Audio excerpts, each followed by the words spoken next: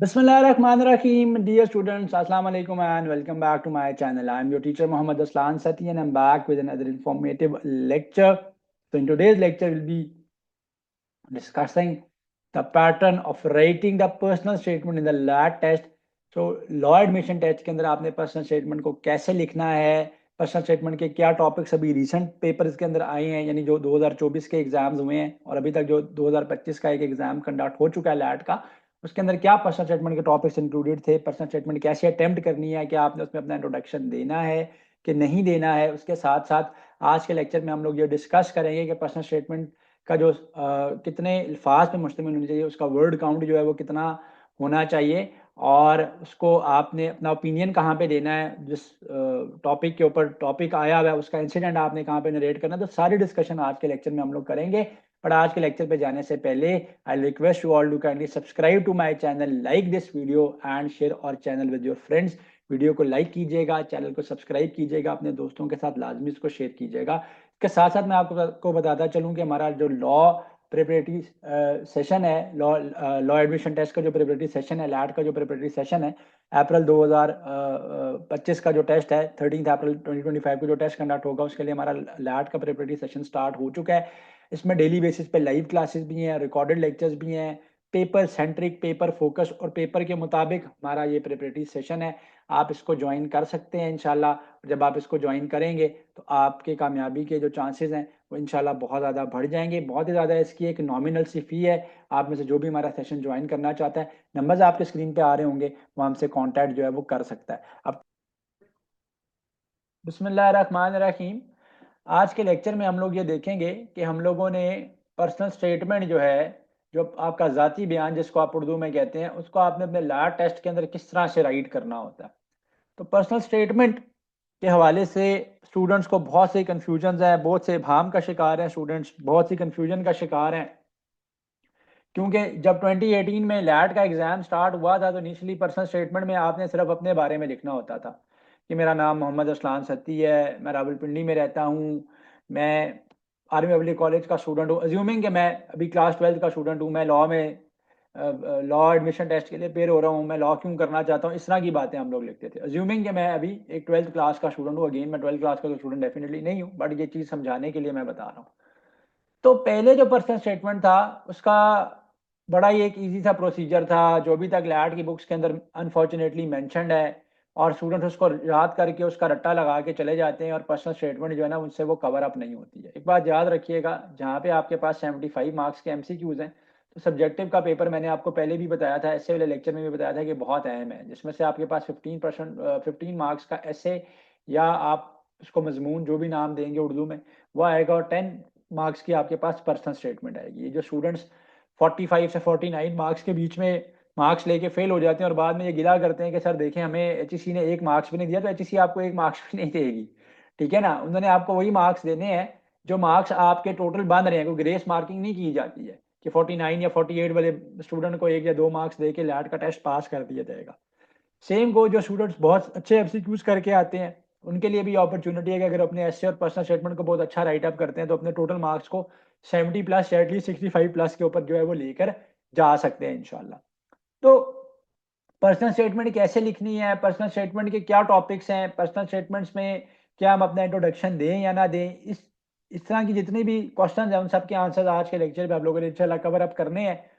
और एक personal statement का टॉपिक भी मैंने राइट डाउन किया हुआ है, इंग्लिश में भी और उर्दू में भी, दोनों जुबानों में मैंने उसको, दोनों लैंग्वेजेस में मैंने उसको राइट डाउन किया हुआ है, ताकि अगर आप में से कोई उसकी प्रैक्टिस करना चाहता है तो आप उसकी इजीली जो है ना वो प्रैक्टिस कर सकते हो, समझ सकते हो कि अच्छा सर ने इसको इस तरीके से सॉल्व किया तो हम भी जिस टॉपिक पे पर्सनल स्टेटमेंट आएगी उसको इसी तरीके से या मिलते जुलते तरीके से लिख लेंगे। एक बात जो आप देखेंगे कि बहुत से यूट्यूब चैनल्स पे भी ये चीज़ पड़ी हुई है, बहुत से टीचर्स भी वो एक ही पर्सनल स्टेटमेंट का टॉपिक दे देते हैं और कहते हैं कि आप इसी को तब्दील कर लें, इसी को आप चेंज कर लें, इसी में आप तब्दीलियां ले आएँ तो आपका पर्सनल स्टेटमेंट राइट डाउन हो जाएगा। यस, पहले ऐसा हो सकता था लेकिन अब ऐसा नहीं होता, ठीक है। पर्सनल स्टेटमेंट के अब जो टॉपिक्स पेपर में आते हैं वो ओपिनियन बेस्ड आते हैं। याद रखिएगा, पर्सनल स्टेटमेंट का उर्दू में मतलब ही यही बनता है ज़ाती बयान, यानी किसी टॉपिक को लेके आपका क्या ओपिनियन है, आपकी ज़ाती राय क्या है उसको लेके, ठीक है। सो अब सबसे पहले तो अभी जो रिसेंट लैट के टेस्ट हुए हैं उनके अंदर क्या पर्सनल स्टेटमेंट्स आई हैं उनके टॉपिक्स को देख लेते हैं। और फिर आपको थोड़ा सा आइडिया हो जाएगा कि आप पर्सनल स्टेटमेंट के टॉपिक्स कैसे आते हैं। तो वो पहले आता था कि जी पर्सनल स्टेटमेंट के अंदर आप अपने बारे में लिखेंगे कि मेरा नाम मोहम्मद वकास है, मैं एफएससी का तालिब इल्म हूँ, मैं खानेवाल में रहता हूँ, और मैं लॉ एडमिशन टेस्ट में अपेयर हो रहा हूँ। तो ये बात मैं पहले आपको डिस्कस कर चुका हूँ। अब जो आपके पास पर्सनल स्टेटमेंट के टॉपिक्स आते हैं वो ओपिनियन बेस्ड हैं, किसी स्पेसिफिक टॉपिक पे आती है, जस्ट लाइक ऐसे। बट एक बात याद रखिएगा कि पेपर में आपके पास पर्सनल स्टेटमेंट का एक ही टॉपिक होगा। ऐसे के तो आपके पास देर आर 3 टॉपिक्स, उन 3 टॉपिक्स में से which ever topic you think is easier for you, जो टॉपिक आपको लगता है कि आसान है, आप उसको अडॉप्ट कर ले, आप उसको अटेम्प्ट कर सकते हैं पेपर में। ठीक है, पर्सनल स्टेटमेंट का एक ही टॉपिक होगा, उसको आपने लिखना होगा, पर्सनल स्टेटमेंट 10 मार्क्स की होगी। एक बात तो पहले सबसे पहले याद रखें कि पर्सनल स्टेटमेंट को आपने कोशिश करनी है कि एटलीस्ट 100 से 120 वर्ड्स का हो। कुछ स्टूडेंट्स को 150 वर्ड्स तक भी लेके जा सकते हैं। ठीक है, अगर आप इतना राइट डाउन कर सकते हैं, इतनी स्पेस आपके पास और इतना टाइम, सबसे बड़ी बात आपके पास लैट के पेपर में है, तो आप उसको राइट डाउन कीजिए। बट अगेन इसमें आपने कंसाइज रहना है, टू द पॉइंट रहना है, और टॉपिक से हट के बात नहीं करनी है। ये बिल्कुल वही एडवाइस है जो कि मैंने आपको एसए के लेक्चर के अंदर दी थी कि आपने एसए के अंदर टू द पॉइंट डिस्कशन करनी है। सेम गोज पर्सनल स्टेटमेंट के अंदर भी, जो आपने अपना ओपिनियन देना है वो स्पेसिफिकली उस टॉपिक के मुताबिक देना है। अब वापस आते हैं, जो अभी रिसेंट टेस्ट हुआ है 2025 में, अभी तक एक ही लैट का टेस्ट हुआ है, और उसके अंदर जो पर्सनल स्टेटमेंट का टॉपिक था वो था कि the help I will never forget, वो मदद जो मैं कभी नहीं भूलूंगा। देखिए, अब इस टॉपिक के अंदर बहुत इजी है, कोई भी एक ऐसा वाकया जिसमें आपने किसी की मदद की हो या चाहे किसी ने आपकी मदद की हो, दोनों वाकयात को आप लिख सकते हैं, अपना पर्सनल ओपिनियन या अपना पर्सनल एक्सपीरियंस आप शेयर कर सकते हैं।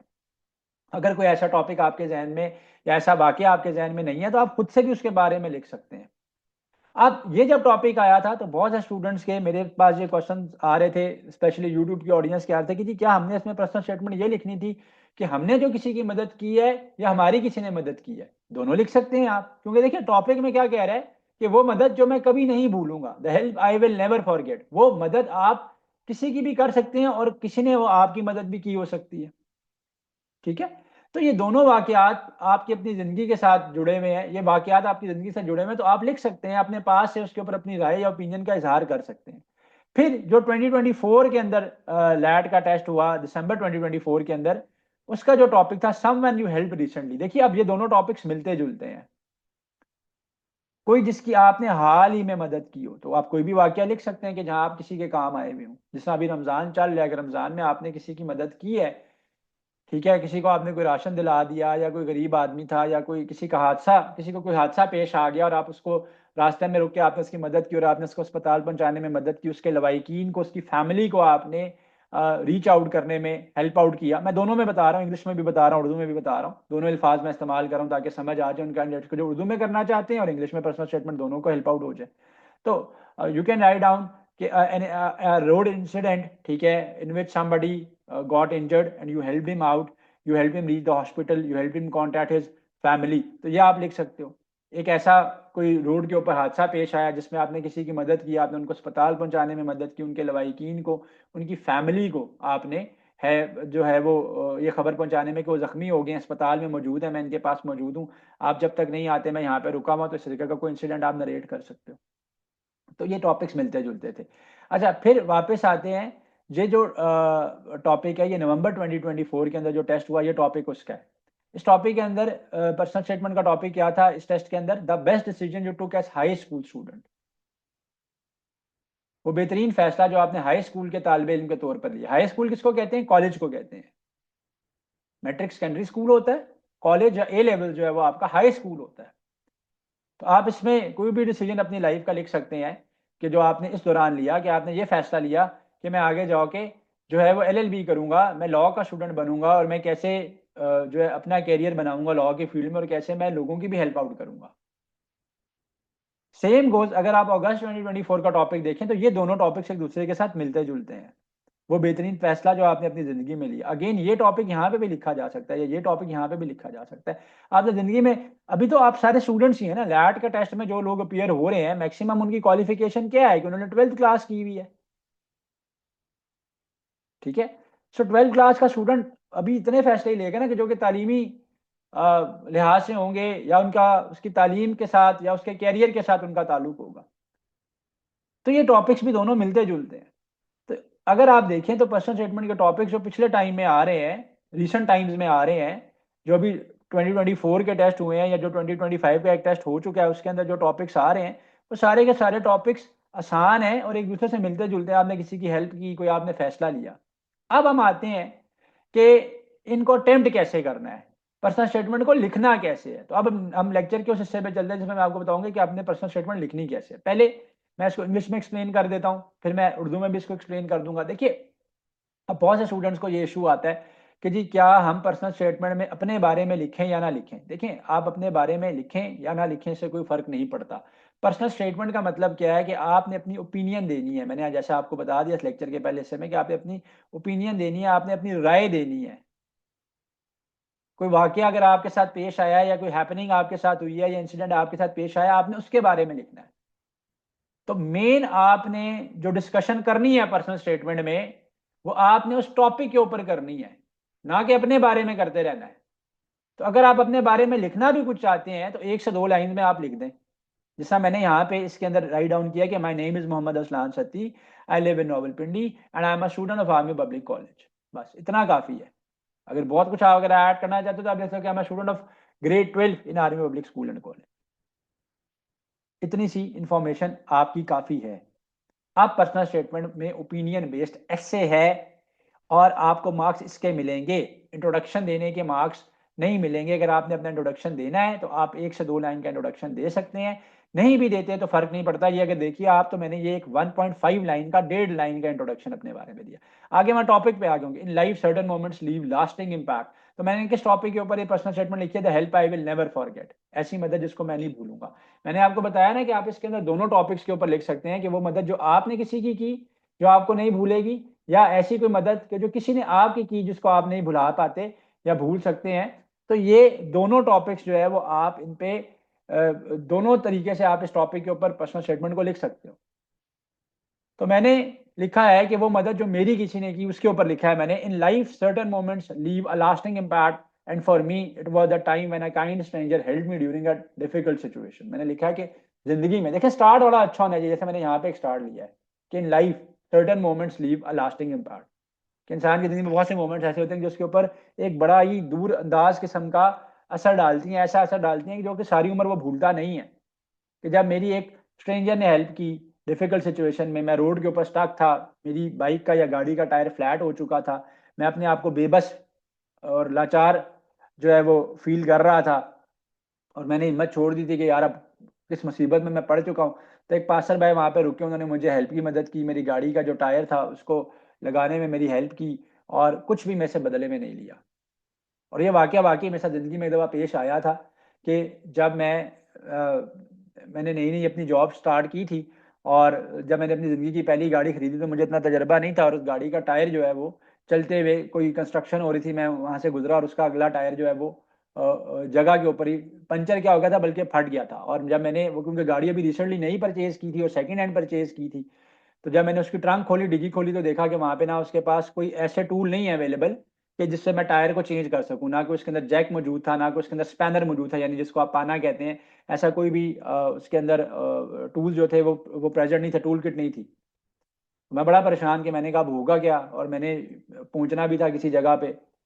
राइट, तो एकदम एक बाइक पे रुके, उन्होंने पूछा कि क्या इशू है। मैंने कहा जी ये मसला। उन्होंने कहा कोई इशू नहीं है, साथ ही मेरा घर है, मैं आपकी हेल्प आउट कर देता हूँ। वो गए अपनी गाड़ी में से टूल किट लेके, उन्होंने मेरी हेल्प आउट की। तो वो एक्ट ऑफ काइंडनेस उनका ऑल्दो बड़ा स्मॉल था, लेकिन मेरे जहन के ऊपर उन्होंने बड़ा असर डाला कि सम टाइम्स हम अपनी जल्दी में तो गुजर जाते हैं, ठीक है, लेकिन हमें ये ख्याल नहीं होता कि अगर शायद हम रुकें और किसी की हेल्प कर दें, मेरे तो 4-5 मिनट लगेंगे, या मेरे लिए तो अवेलेबिलिटी है कि भाई मेरा घर करीब है, मैं उसकी हेल्प आउट कर सकता हूँ, मैं अपनी गाड़ी में से जाके टूल किट ला सकता हूँ। ठीक है, तो वो टूल किट ले आए थे। अब मैं वहां पे तो नहीं रहता था, वहां से मेरा घर जो था या जो मेरा ऑफिस था वो बहुत ज्यादा दूर था। अगर मैं किसी को हेल्प के लिए कॉल करता तो उनको पहुंचते ही 1 घंटा लगना था। ठीक है, तो और गाड़ी की सिचुएशन ऐसी हो चुकी थी कि वो टायर इतना ज्यादा जो है वो डैमेज हो चुका था कि अगर मैं उसको गाड़ी को चला नहीं सकता था। अगर मैं चलाता तो गाड़ी के जो रिम था वो डैमेज हो रहा था और ठीक ठाक एक कॉस्ट जो है वो ऊपर चली जाती। ठीक है, लेकिन उनके एक स्मॉल गेस्चर ने, उनके एक छोटे से हेल्प ने मेरी जिंदगी पे बड़ा एक असर डाला कि यार मैंने लाइफ लॉन्ग ये लेसन सीख लिया कि अगर हम अपने हम अक्सर ऐसे होता है कि हम ड्राइव करें या हम कहीं जा रहे हैं, हम रास्ते में किसी को देखते हैं कि हेल्प की जरूरत है, हम कहते हैं छोड़ो यार कोई और हेल्प आउट कर देगा। किसी का हादसा हुआ होता है, हम कहते हैं यार रुकने की क्या जरूरत है, किसी ने एम्बुलेंस को कॉल कर दी होगी। तो समटाइम आपका एक छोटा सा गेस्चर, आपकी छोटी सी मदद किसी के ऊपर बहुत ज्यादा असर डालती है। अब मेरे मेरे पे उन्होंने ये असर डाला कि मैं उससे इंस्पायर हुआ कि आइंदा अगर कभी किसी को हेल्प की जरूरत हो तो मैं रुक के पूछ लेता होता हूँ कि अगर आपको क्या मेरी मदद की जरूरत है तो मैं आपको हेल्प आउट कर सकता हूँ, क्योंकि मैंने खुद इस एक्सपीरियंस से गुजरा हूँ। तो that day I learn that true generosity comes from the heart and it is the lesson I will carry with me forever. तो आपने अच्छे अल्फाज का इस्तेमाल करना है, आपने कंसाइज रहना है, आपने टॉपिक के साथ स्टिक रहना है। मैंने कोई भी आप देखें यहाँ पे इस टॉपिक के अलावा इंफॉर्मेशन ऐड नहीं की है कि the help I will never forget. मैंने सारी की सारी डिस्कशन, सारी की सारी गुफ्तगू उस पर की है। ना ही इस टॉपिक को बहुत बड़ा रखा है, ना ही मैंने इस टॉपिक को बहुत छोटा रखा है, क्योंकि मैंने आपको बताया कि आपके पास 2.5 पेजेस होते हैं।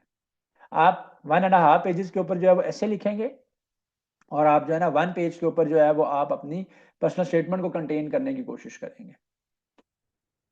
तो ये जो 3 पेजेस या 2.5 पेजेस आपके पास हैं, इसी के अंदर आपने अपने ऐसे भी राइट डाउन करना है, आपने अपनी पर्सनल स्टेटमेंट भी राइट डाउन करनी है, ताकि जो 10 मार्क्स की पर्सनल स्टेटमेंट है उसमें मैक्सिमम मार्क ले सकें। अब अगेन उर्दू के ऊपर इस टॉपिक को करते हैं, और मैं ये आपको बताता चलूँ कि ये इंट्रोडक्शन जो है आप चाहे दें, नहीं भी देते तो फर्क नहीं पड़ता, लेकिन इंट्रोडक्शन 4-5 लाइनों का नहीं देना। अगर आप इंट्रोडक्शन देते हैं तो आपने मैक्सिमम कोशिश करनी है कि आप उसको 1 या 1.5 लाइन में कंपाइल करें। जैसे मैंने अपने बारे में लिखा कि जी मेरा नाम अरसलान सत्ती है, मैं रावलपिंडी में रहता हूँ और पब्लिक स्कूल एंड कॉलेज का तालिबे इल्म हूँ, बात खत्म हो गई। अब यहाँ से भी आप स्टार्ट डायरेक्टली ले सकते हैं, और स्टार्ट बड़ा अच्छा होना चाहिए। ऐसा स्टार्ट हो कि जो कि आपके एग्जामिनर के ऊपर इम्पैक्ट डाले। एग्जामिनर जो है जब उसको मार्क कर रहे हो, जब उसके मार्क्स मेंशन कर रहे हो, तो वो मार्क्स लगा रहे हो, आपके टॉपिक को चेक कर रहे हो, तो वो उसके ऊपर असर डाले। आपकी गुफ्तगू ऐसी होनी चाहिए, आपका अंदाजे बयां उसमें ऐसा होना चाहिए। तो मैंने स्टार्टिंग बड़ी अच्छी लेनी है आपने, ताकि वो कहते हैं ना इंग्लिश में कि first impression the last one, कि पहला ही आपका जो इंप्रेशन होता है वो अगर अच्छा है एग्जामिनर पे, तो वो आपकी पर्सनल स्टेटमेंट को देखेंगे, उसको इन डेप्थ चेकआउट करेंगे, आपको अच्छे मार्क्स देंगे। अगर आपकी गुफ्तगू अच्छी नहीं है, जुबान का इस्तेमाल अच्छा नहीं है, ग्रामर की मिस्टेक्स हैं, इमला की मिस्टेक्स हैं, गलतियां हैं, तो आपको मार्क्स नहीं मिलेंगे। तो मैंने एक अच्छा स्टार्ट लेने की कोशिश करनी है कि ज़िंदगी में कुछ लम्हात ऐसे होते हैं जो हमेशा के लिए याद रह जाते हैं। और मेरे लिए वो लम्हा तब आया जब एक अजनबी ने मुश्किल वक्त में मेरी मदद की। एक बार मैं एक मशहूर सड़क पर पंचर टायर के साथ फंस गया था, बेबस और उलझन में था कि क्या करूं। बेबसी और उलझन के आलम में था कि मैं क्या करूं, इसको करेक्ट कर लें कि ज्यादा इंप्रूव करने कि बेबसी और उलझन के आलम में था कि मैं क्या करूं। तभी एक राहगीर का गुजर हुआ और मुझे मदद पेश की, बगैर किसी बदले की तवक्को के उन्होंने टायर ठीक कर दिया। अब ये देखें कि मैंने उसका पर्सनल स्टेटमेंट में पर्सनल ओपिनियन कैसे देना है, कि इस बात ने मेरे पे क्या असर डाला। यहाँ पे मैं अपना पर्सनल ओपिनियन दे रहा हूँ ना, अपनी जाती राय भी दे रहा हूँ साथ। वाकया तो लिख दिया, लेकिन पर्सनल, इस वाक्य में से क्या एक छोटा सा अच्छा अमल किसी की जिंदगी में बड़ा फर्क डाल सकता है। उसने मुझे भी दूसरों की मदद करने की तरकीब दी, यानी इस वाक्य ने मुझे भी इस काबिल बनाया। मैंने आपको बताया ना कि वाक्य में साथ वाकई में पेश आ चुका है, और मैंने उसके बाद वाकई दूसरों की मदद की तरकीब अपना ली। इस दिन मैंने जाना कि हकीकी सखावत दिल से आती है, और यही सबक मैं हमेशा याद रखूंगा। तो आपने अपना पर्सनल ओपिनियन यहाँ पे देना है ऐसा। तो कोशिश करें कि पर्सनल स्टेटमेंट जब भी आप लिखें तो 2 पैराग्राफ्स में लिखें। पहले पैराग्राफ में आप वो जो इंसिडेंट हुआ है, वो जो वाकया हुआ है ना, उसके बारे में बता दें, क्योंकि मैंने बताया कि आप पर्सनल स्टेटमेंट ऐसी ही आई हैं। अगर आप इन टॉपिक्स को देखो तो वो क्या कह रहा है, बेस्ट डिसीजन जो आपने जिंदगी में लिया, बेस्ट डिसीजन जो कि आपने हाई स्कूल के तालिबे इल्म के तौर पे लिया, कोई मदद, कोई जिसकी आपने हाल में मदद की, वो मदद जो मैं कभी नहीं भूलूंगा। ठीक है, तो टॉपिक्स जो हैं वो वाकयात पे हैं, इंसिडेंट पे बेस करते हैं। तो आप पहले पैराग्राफ में वो इंसिडेंट रखें, और दूसरे में उसने कैसे आपकी जिंदगी पे असर डाला, आपकी सोच पे कैसे असर डाला, आप इस चीज को राइट डाउन करो। तो आपकी पर्सनल स्टेटमेंट कवर अप हो जाएगी, और इंशाल्लाह एग्जामिनर आपको 10 में से अच्छे मार्क्स देंगे, एटलीस्ट 70 to 80% मार्क्स आपको देंगे। बट अगेन ग्रामेटिकल मिस्टेक्स ना हो, ग्रामर की गलतियां ना हो, स्पेलिंग मिस्टेक्स ना हो, यानी उर्दू में अगर हम कहेंगे तो इमला की गलतियां ना हो, और टॉपिक के मुताबिक लिखना है। आप ये देखिए कि मैंने पर्सनल स्टेटमेंट में कोई भी इंफॉर्मेशन जो जो मैंने पर्सनल स्टेटमेंट यहाँ पे लिखा है, मैंने उस टॉपिक के अलावा नहीं लिखी, उस टॉपिक के अलावा मैंने बात नहीं की। बड़ा अहम है। कुछ स्टूडेंट पर्सनल स्टेटमेंट्स को खाम खा में लंबा कर देते हैं, वो खत्म नहीं हो पाती है। पेपर में 2 घंटे का टाइम है, आपने 75 MCQs भी करने हैं, 15 मार्क्स का, यानी 150 to 200 वर्ड्स का ऐसे भी लिखना है एटलीस्ट। सिमिलरली आपने 120 to 140 वर्ड्स की मिनिमम आपने पर्सनल स्टेटमेंट भी लिखनी है एटलीस्ट। तो टाइम आपके पास शॉर्ट है, आपने चीज़ों को लिखना है। तो पर्सनल स्टेटमेंट कैसे लिखेंगे, 2 पैराग्राफ में लिखेंगे। इंट्रोडक्शन देते हैं, फर्क नहीं पड़ता, नहीं देते उससे भी फर्क नहीं पड़ता, लेकिन अगर इंट्रोडक्शन दे रहे हैं तो 1 से 1.5 लाइन से ज़्यादा का नहीं होना चाहिए। ये चीज़ बड़ी अहम है। स्टार्ट बहुत अच्छा हो, शुरुआत आपने बड़ी अच्छी लेनी है, चाहे पर्सनल स्टेटमेंट है, चाहे आपका ऐसे है, मजमून है, ताकि एग्जामिनर जो है वो आपकी गुफ्तगू में, आपकी राइटिंग में इंडल्ज हो, जो डिस्कशन आपने वहाँ पे की हुई है वो उनको अच्छी लगे, पूरा असर लगे। ठीक है, अल्फाज का चुनाव बड़ा अच्छा हो, टॉपिक के मुताबिक गुफ्तगू हो, टॉपिक के अलावा आपने कोई बात नहीं करनी, कंसाइज रहें, स्टिक टू द टॉपिक। ठीक है, तो ये कुछ टेक्निक्स हैं जिनकी मदद से आप पर्सनल स्टेटमेंट को राइट डाउन करेंगे तो इंशाल्लाह आप जो है वो मैक्सिमम मार्क ले सकेंगे। और ये पर्सनल स्टेटमेंट का जो टॉपिक है ना, इसको लेके बहुत से स्टूडेंट्स काम का कंफ्यूजन का शिकार रहते हैं, क्या लिखें क्या ना लिखें, अपने बारे में लिखें ना लिखें। तो सब सवालों के जवाब जो है ना मैंने आपके वो इस लेक्चर में, आज के लेक्चर में दे दिए हैं, ताकि आप जो है वो इंशाल्लाह इसमें मैक्सिमम मार्क्स जो है वो ले सकें। Like, comment, and subscribe.